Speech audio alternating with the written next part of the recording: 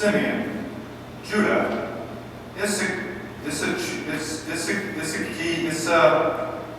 well anyway, take my word for it, there were 12 sons. However, Jacob made the mistake of openly favoring one of his younger sons above all the rest.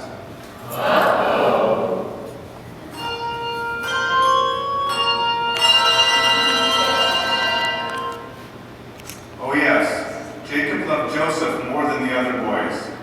He even gave Joseph a beautiful rainbow-colored coat made from the wool of his finest sheep.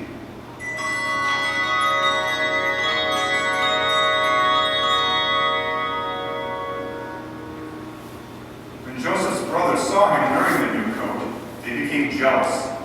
They felt their father had been unfair to them. They said to one another, "It's too big for him. It should have been mine. I'm the oldest, but I'm the tallest. I work the hardest. That kid's a jerk." Joseph's attitude didn't help the situation. In his brightly colored coat, he stood tall before his brothers and told them the dreams he had during the night. In one of my dreams, my grain stalk was standing up.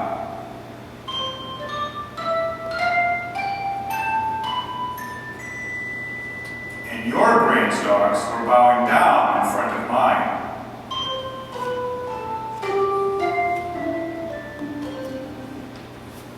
And in another dream, even the sun, the moon, and 11 stars kneeled in my presence.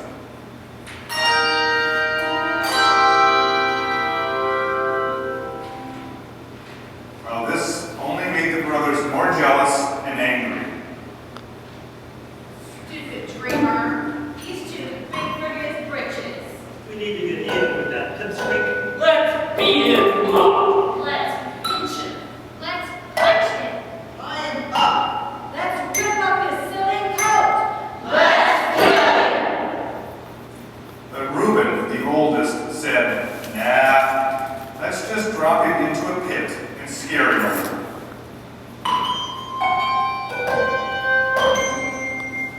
And that's exactly what they did. It wasn't long until some of the brothers spotted Ishmaelites traveling in a camel caravan to Egypt.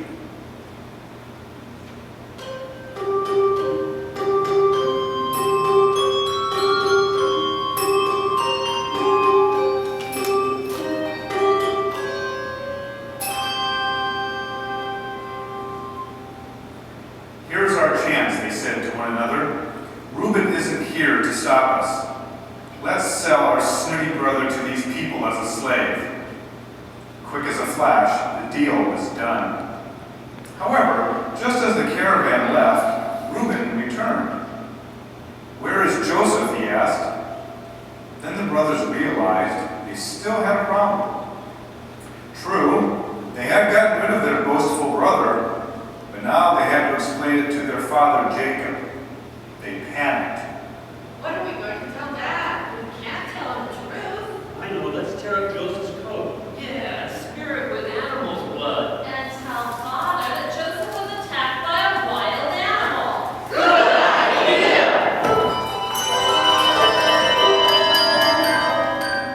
Poor Joseph! When Jacob heard the news about Joseph, he tore his clothes and mourned for his son. His family tried to comfort him, but Jacob continued to grieve.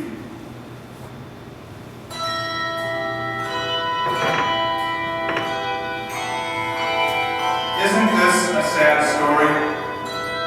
Jacob's mistake of favoring Joseph over his other sons had caused hurt feelings. The brothers reacted to Joseph with sin and jealousy.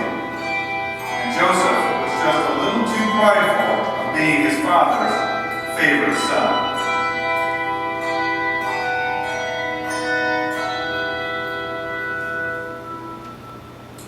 We can learn a lesson from this story. You see, when people sin against each other and disobey God's law to love one another, then unhappy times are sure to come. But what happened to Joseph? Oh yes. When Joseph arrived in Egypt, he was sold as a slave to Potiphar, captain of Pharaoh's army.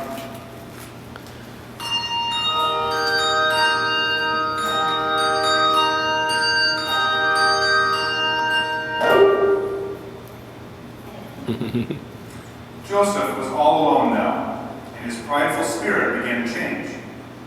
He cried out to God for help, and God heard him. He blessed Joseph and made him the chief servant in Potiphar's house. Joseph obeyed God and was an honest and trustworthy servant. But then one day, Joseph was thrown into prison for something he didn't even do. Talk about having the blues.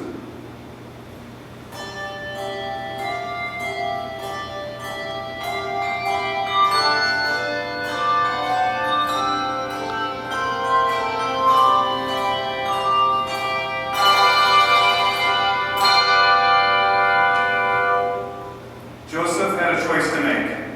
Would he become angry with God for this unfair treatment? Or would he continue to trust God and be obedient? Happily, he made a wise decision. He chose to believe God no matter what happened. Soon God blessed Joseph and made him the chief servant of the prison. Then, 2 years later, Pharaoh called for Joseph to come before him. He had heard that Joseph could explain his strange dreams. Dreams of 7 fat cows and 7 skinny cows, 7 good corn ears and 7 bad corn on the cobs.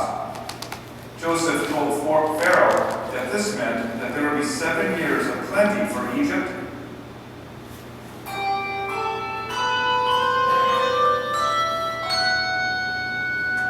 then 7 years of famine and great need.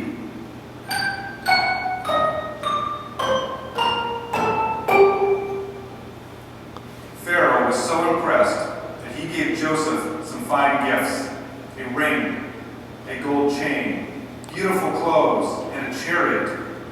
He also made Joseph governor of all the land.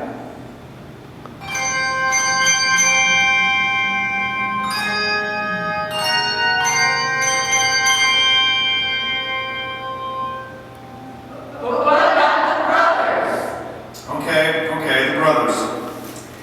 Well, when the 7 bad years of famine came, there was no more food in Canaan. So Jacob had to send his sons to Egypt to buy grain. When they arrived there, they went straight to the Pharaoh's governor. The brothers didn't recognize Joseph, but he knew exactly who they were. They bowed down before Joseph and pleaded for food to take back home.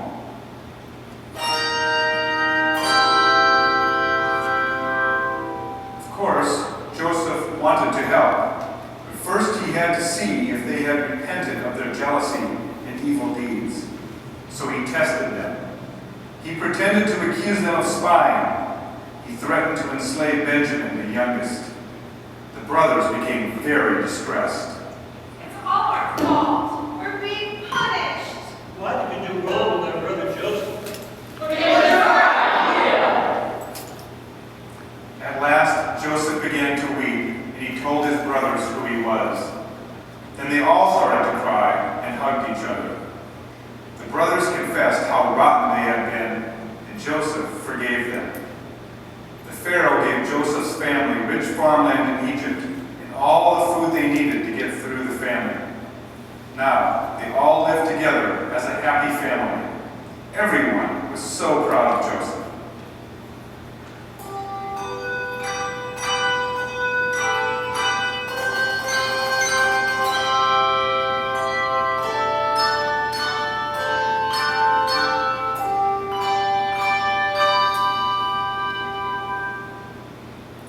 This story should inspire us to live by God's law of love, even in unfair circumstances. You see, although Joseph no longer had a coat of many colors from his earthly father Jacob, he now had his family and many wonderful blessings from God, his heavenly Father.